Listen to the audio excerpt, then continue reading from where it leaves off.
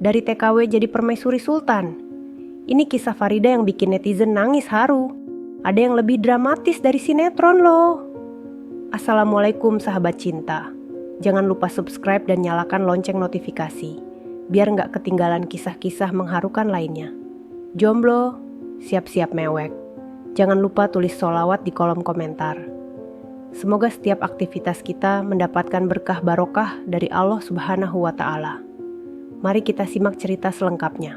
Langit pagi di Bandara Soekarno-Hatta masih kelam ketika Farida mengecup kening Alifa, putrinya yang baru berusia 5 tahun. Anak itu menggenggam boneka kain usang peninggalan almarhum ayahnya. Matanya berkaca-kaca. Bunda janji, 2 tahun lagi kita bisa berkebun jeruk lagi, di belakang rumah nak. Bisik Farida. Suaranya parau menahan tangis. Ibunya, Marni, memeluknya erat. Hati-hati di negeri orang, Dik. Jaga diri, dan jangan lupa sholat tahajud. Desisnya sambil menyelipkan kantong plastik berisi kacang bawang ke dalam tas Farida. Di balik seragam TKW biru tua yang terlalu longgar, tubuh kurus Farida gemetar. 3 jam sebelumnya, ia masih memandangi foto pernikahannya dengan Arif di dinding kayu reot. Pria itu tewas tertabrak truk pasir saat mengantarkan jeruk ke pasar, meninggalkan utang dan sepetak sawah yang digadaikan. Aku harus kuat untuk Alifa. Tekadnya sambil melangkah ke pesawat. Deru mesin menyapu suara Alifa yang tiba-tiba menjerit. Bunda, jangan pergi. Riyadh bukanlah negeri dongeng. Di balik kemegahan menara-menara kaca, Farida terkurung di villa 3 lantai milik keluarga Al-Khaldi. Majikannya, Nyora Amira, wanita berjilbab hitam bermata tajam, kerap mencubit lengannya jika lantai marmer tak cukup berkilau. Kamu lebih bodoh dari keledai, bentaknya suatu siang ketika Farida salah mencampur parfum favoritnya.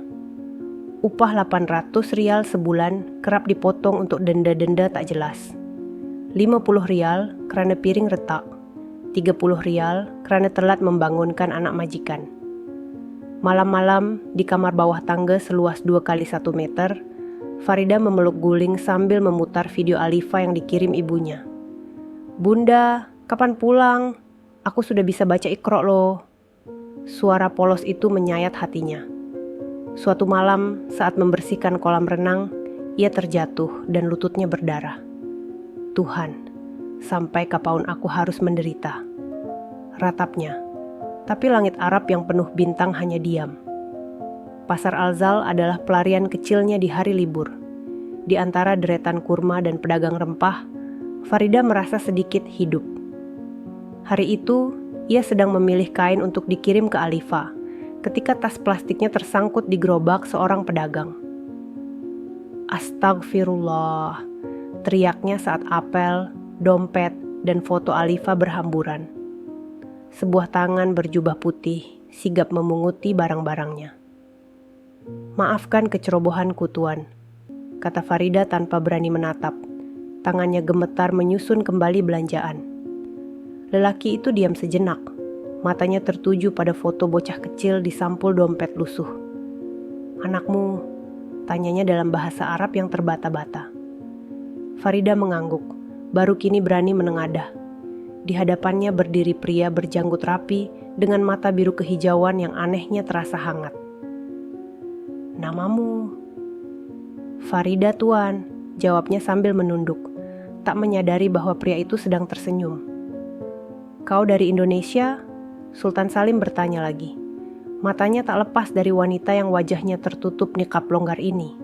Sebagai bos tambang minyak pemilik jaringan hotel di Eropa, ia bisa mengenali kepalsuan dari sorot mata. Tapi mata Farida berbeda, seperti sumur tua yang dalam, menyimpan duka tapi tetap jernih. Ya Tuan, dari Indramayu, jawab Farida sambil mundur selangkah, khawatir dianggap lancang. Sultan mengulurkan botol air zam-zam yang baru dibelinya. Minumlah, kau terlihat lelah. Farida terkejut. Selama ini, majikan tak pernah sekalipun menawarinya air. Tidak, Tuan, saya tidak pantas. Minum, potong Sultan. Suaranya tegas, tapi tak kasar. Saat jari mereka bersentuhan, Farida cepat menarik tangan. "Maaf Tuan, terima kasih," bisiknya sebelum bergegas pergi, tak melihat Sultan yang berdiri lama di tempat, memandangi sosoknya yang menjauh. Minggu berikutnya, Farida hampir menjatuhkan nampan teh ketika Nyora Amira memanggilnya ke ruang tamu. "Ada tamu penting untukmu," sindir majikannya dengan mata menyipit. Di sofa kulit putih, Sultan Salim duduk anggun dengan secangkir kahwa. "Farida, Tuan Salim menawarimu jadi pengurus istananya dengan gaji 3 kali lipat," kata Nyora Amira dengan nada getir. Farida terpana. "Tapi kontrak saya masih 2 tahun, Nyora." "Saya yang akan melunasi semua ikatan kontrak," sela Sultan. Matanya berpendar. "Kau hanya perlu merawat taman dan mengatur jadwal makan saya." "Setuju?" Farida menelan ludah. Di luar jendela, burung-burung pipit berkejaran di antara pohon kurma. "Tapi, kenapa saya, Tuan?" Sultan tersenyum misterius. "Karena kau satu-satunya orang di pasar itu yang tidak meminta apa-apa, bahkan untuk seteguk air." Kantor Sultan Salim di lantai 40. Menara Al-Faisaliyah memantulkan cahaya emas senja. Farida berdiri di depan pintu kayu ukir bermotif arabesk. Jarinya menggenggam kerudung yang basah oleh keringat dingin. "Masuklah," suara Sultan dari dalam membuat jantungnya berdebar kencang. Ruangan seluas rumahnya di Indramayu itu dipenuhi lukisan kuda Arab langka dan aroma oud yang menusuk hidung. Sultan, yang kini mengenakan bisht hitam bertepikan emas, berdiri di dekat jendela panoramik. "Aku akan membebaskanmu dari kontrak. Maukah kau bekerja untukku?" Farida tersedak, lututnya gemetar. Di kepalanya berputar bayangan jerih payah 2 tahun terakhir. Cubitan Nyora Amira, kamar pengap bawah tangga, tangisan Alifa dalam rekaman suara. "Tapi, Tuan belum tahu siapa saya sebenarnya," bisiknya, mata tertuju pada karpet persia merah yang mirip darah. Sultan mendekat, langkahnya berat oleh aroma kepercayaan diri. "Aku tahu kau bekerja 18 jam sehari tanpa mengeluh. Tahu kau mengirim 90% gajimu ke kampung. Dan tahu..." Ia mengulurkan tangan.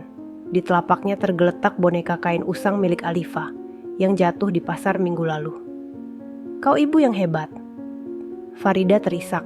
Air matanya menetes ke boneka itu. "Kenapa Tuan baik sekali? Saya hanya..." "Karena kau mengingatkanku pada istriku. Dia pun selalu berkata, kebaikan bukan pilihan, tapi kewajiban." Potong Sultan, matanya berkaca-kaca. Istana Sultan di pinggir Gurun Nafud membuat Farida terpana. Taman seluas 5 hektar dengan pohon kurma berusia ratusan tahun, kolam air mancur berbentuk kaligrafi Allah, dan rumah kaca berisi anggrek langka. Tugasnya merapikan perpustakaan pribadi Sultan. Ruangan berkubah biru dengan 10.000 buku dari berbagai bahasa. "Ini Al-Quran tulisan tangan abad ke-13, gumam Farida suatu sore, jarinya ragu menyentuh kulit mushaf yang terbuat dari kulit rusa. "Kau bisa membacanya?" Sultan tiba-tiba muncul di pintu, membuatnya kaget.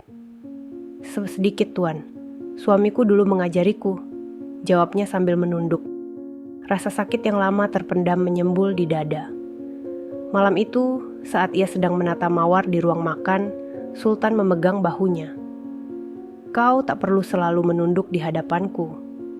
Farida menjauh, tangan gemetar memegang vas kristal. "Tolong jangan Tuan, saya..." Suaranya pecah. "Bagi mereka di luar, saya hanya janda miskin yang berani merayu majikan." Sultan menghela napas. Di kejauhan, azan maghrib berkumandang, menyeret bayangan kegalauan mereka di dinding marmer. Badai pasir menerjang Riyadh ketika Sultan menemukannya di rumah kaca. Tubuh Farida menggigil memeluk foto Alifa. "Mereka memotong gajiku lagi." Alifa sakit demam. Isaknya menyayat. Tanpa kata, Sultan menyelimutkannya dengan bishtnya yang hangat. "Aku akan membawamu ke Indonesia besok." "Tidak. Saya tak mau jadi beban," Farida membantah. Tapi Sultan sudah berlutut di antara pot-pot anggrek. Tangannya menggenggam tangan Farida yang kasar. Dengar Farida, aku sudah kehilangan istri karena kanker darah. Tak ingin kehilanganmu karena kesombonganku. Angin gurun menderu di luar. Tapi saya bukan gadis suci lagi, bukan bangsawan. Bahkan, dan aku bukan sultan sempurna, potongnya. Lihat ini. Ia membuka lengan bajunya, memperlihatkan bekas luka bakar panjang. Kecelakaan tambang 10 tahun lalu. Istriku tak pernah jijik, katanya. Luka adalah tanda kita pernah berjuang. Farida terisak. Di antara aroma tanah basah dan bunga melati, untuk pertama kalinya jiwanya mulai mencair. Ruangan dewan keluarga bergetar oleh teriakan Pangeran Fahd, adik Sultan. Gila kau Salim, menikahi budak. Keluarga kita turunan nabi, bukan pengemis. Farida yang sedang menyajikan teh di balik tirai, gemetar. Sultan menggebrak meja. Dia lebih mulia dari semua gadis bangsawan itu. Saat kalian sibuk berfoya-foya, dialah yang mengajariku membaca puisi Rumi. Di luar, hujan pertama musim dingin membasahi padang pasir. Malam itu, Farida menemukan secarik surat di bawah bantalnya. Pulanglah perempuan nista, atau kubur kau hidup-hidup, dengan gambar pisau berlumuran merah. Ketika Sultan datang, ia justru menyodorkan koper usang. Saya harus pergi, ini demi kehormatan Tuan. Tapi Sultan merobek surat ancaman itu. Jika kau pergi, aku akan turun takhta dan ikut ke Indramayu, bersumpah demi Ka'bah. Di kejauhan, guntur menggelegar seolah menyetujui sumpah itu. Indramayu menyambutnya dengan hujan gerimis. Rumah panggung kayu itu masih berderit, masih berbau terasi dan anyaman bambu. Bunda, Alifa berlari dengan kaki telanjang. Seragam SD-nya belek tanah. Farida menangis histeris, menciumi setiap jengkal tubuh anaknya. Maafkan Bunda. Ibunya, Marni, mengusap punggungnya sambil berbisik. Ada lelaki Arab datang kemarin, bawa cincin sebesar kelereng. Malam itu, di bawah lampu tempel yang berkedip, Farida memandangi foto Arif di dinding. Apa harus kuputuskan, Rif? Angin malam membawa bau laut yang asin. Tiba-tiba, derap mobil jeep menggelegar di luar. Sultan Salim mengenakan koko putih sederhana, turun dengan membawa kardus mainan dan panci besar berisi sate kambing. Aku belajar baca Sunda dari Google, katanya sambil tersenyum canggung pada Marni yang terbelalak. Alifa menarik janggutnya. Kakek Sultan lucu. Farida tersedak teh. Di sudut rumah, foto Arif seolah tersenyum. Hujan gerimis membasahi atap seng rumah Farida di Indramayu ketika Sultan Salim tiba dengan konvoi 4 mobil Land Cruiser. Warga berkerumun di balik pagar bambu, berbisik penasaran. Itu sultannya beneran? Kok pakai sarung batik? Tanya Marni, ibu Farida, sambil menyapu lantai tanah yang sudah bersih 10 kali. Farida mengenakan kebaya lusuh peninggalan almarhum ibunya, gemetar memegang tepak sirih. Sultan melangkah di atas lumpur, bisnya terseret basah. Aku datang bukan sebagai sultan, katanya dalam bahasa Indonesia patah-patah, tapi sebagai Salim yang ingin meminangmu. Alifa, dengan kuku masih kotor main tanah, menarik janggutnya. Kakek mau jadi ayahku? Desa sunyi sejenak. Farida terseduh, ingatnya pada malam Arif melamarnya dulu. Hanya dengan seikat bunga melati dan janji yang akhirnya terenggut trak. Tuan, saya... Bukan Tuan, potong Sultan, membuka koper berisi emas kawin dan surat tanah atas nama Alifa. Aku mau kau memanggilku sayang, seperti istriku dulu. Di kejauhan, langit mendung seolah menahan tangis. Malam itu, di bawah lampu minyak yang menari-nari, Farida duduk di dapur sambil memandangi cincin berlian sebesar biji asam. Bunda, kenapa nangis? Alifa mengusap air matanya. Sultan, yang sedang belajar makan sambal terasi dengan tangan kanan, tiba-tiba berucap, di Arab ada pepatah, cinta sejati adalah yang membersihkan debu-debu masa lalu. Farida tersentak. Ingatannya melayang ke malam pengantinnya dengan Arif. kasur kapuk, sirene ambulans di kejauhan, dan janji setia yang terputus. "Aku takut," bisiknya. "Takut kau nanti menyesal saat tahu aku." Sultan memotong dengan menaruh setangkai mawar merah di Quran, tua peninggalan kakeknya. "Demi kitab suci ini, aku bersumpah, dukamu adalah dukaku. Bekas luka di hatimu akan kuobati dengan kesabaran." Angin malam membawa bau laut dan azan Isya. Di luar, kodok-kodok bersahutan seakan mengaminkan. Istana Al-Hamra bergemuruh dengan tabuhan darbuka. Farida berdiri di pelaminan emas setinggi 3 meter. Gaun pengantinnya dihiasi 10.000 kristal Swarovski. Tapi matanya hanya mencari satu wajah. Alifa kecil yang gugup memegang rangkaian melati di antara pangeran-pangeran kecil bermata elang. "Kabul," sahut Sultan mengguncang ruangan. Sorak 1000 tamu membahana. Tapi di balik tirai mutiara, Ratu Dowager, Ibu Sultan, berbisik pedas.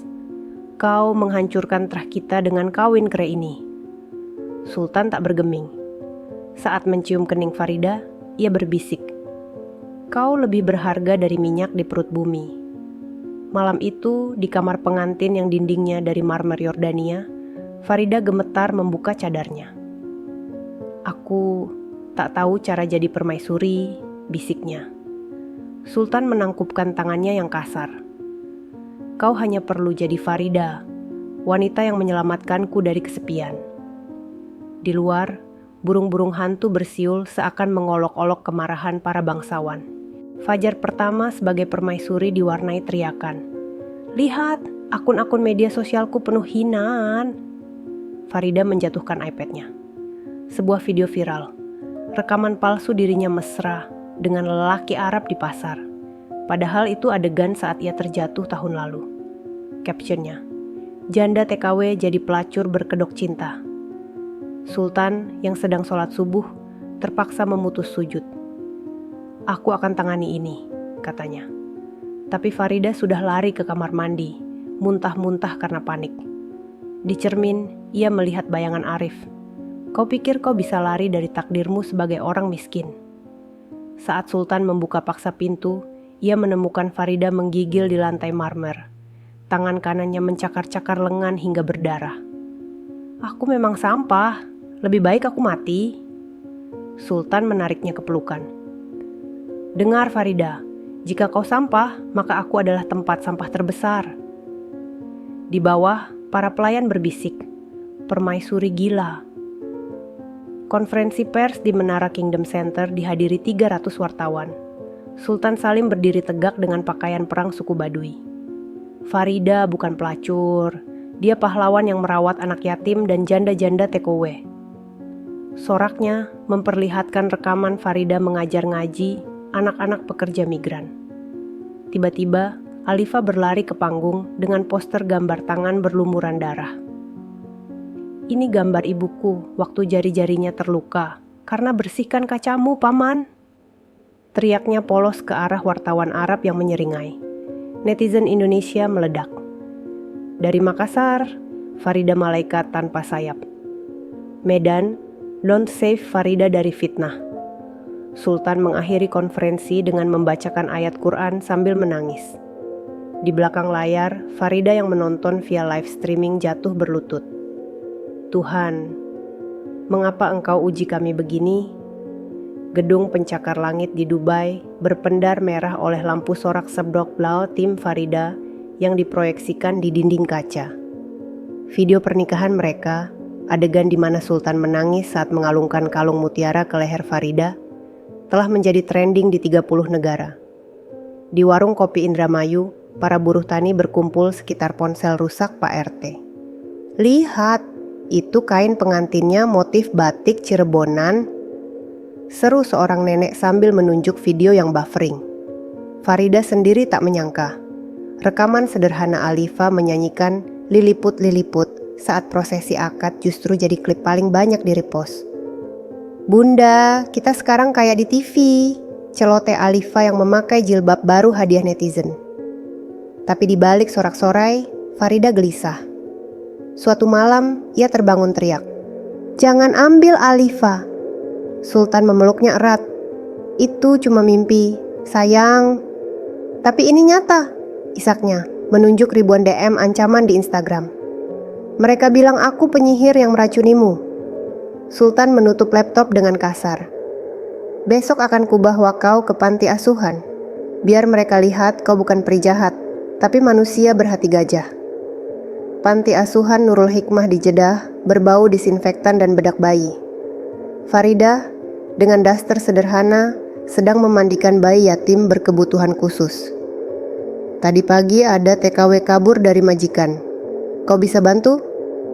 Bisik Siti, aktivis buruh migran. Farida mengangguk, tangannya masih memegang botol susu. Aku akan bicara pada Salim. Tapi malam itu Sultan malah membawa dokumen proyek baru. Aku mau bangun sekolah untuk anak TKW, namanya Sekolah Alifa, ujarnya bangga. Farida terdiam. Ingatannya melayang ke malam-malam, ia mengajari Alifa menulis di lantai kamar kontrakan. Tak perlu sebesar itu, Salim. Yang penting ada ruang untuk mereka tertawa. Esok harinya, di gurun pasir yang tandus, Sultan memotong pita sekolah darurat dari kontainer bekas. Ini cikal bakalnya, katanya sambil menggendong anak TKW yang cacat.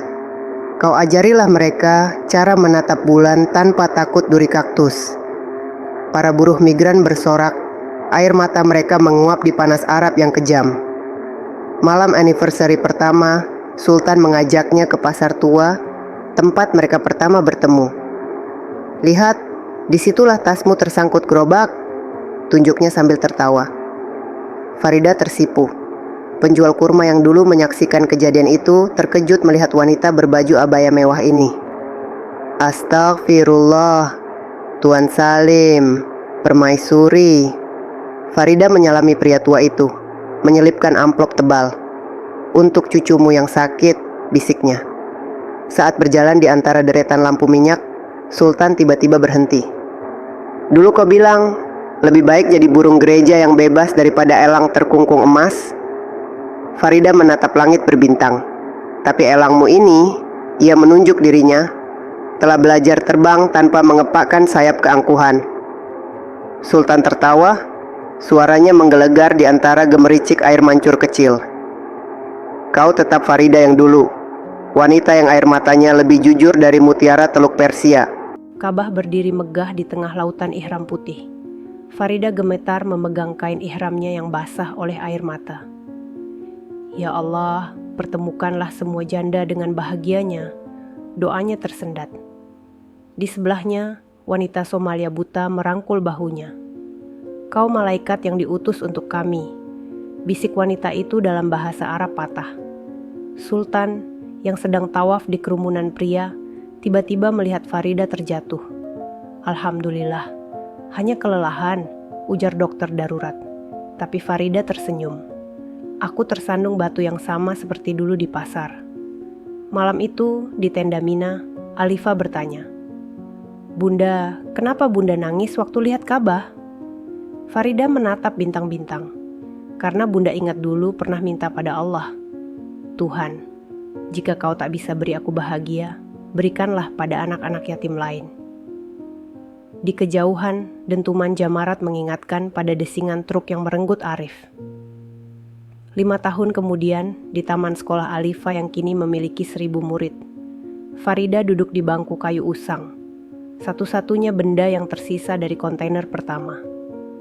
Anak-anak berlarian dengan layang-layang bertuliskan tanda bintang, cinta tak berbatas. Bu Guru Farida, ceritakan lagi soal pangeran yang jatuh di pasar, pinta seorang bocah TKW asal Blitar. Sultan, yang kini rambutnya mulai memutih, duduk di sampingnya. Dia bukan pangeran, bercanda Farida sambil menjewer telinga Sultan. Dia sultan tua yang ceroboh. Tawa mereka mengalun di antara dentang lonceng sekolah. Di langit, pesawat jet pribadi keluarga kerajaan Arab melintas. Tapi bagi Farida, suara tawa Alifa yang kini remaja sedang latihan pidato di aula lebih indah dari deru mesin apapun. Kita mulai dari sini, bisik Sultan menggenggam tangannya yang masih kasar, dan akan berakhir di surga yang lebih indah dari istana manapun. Di sudut taman, patung kecil bertuliskan, "Cinta lahir dari ranting patah, berdiri tegak, dikelilingi bunga-bunga yang tumbuh dari biji kurma Indramayu."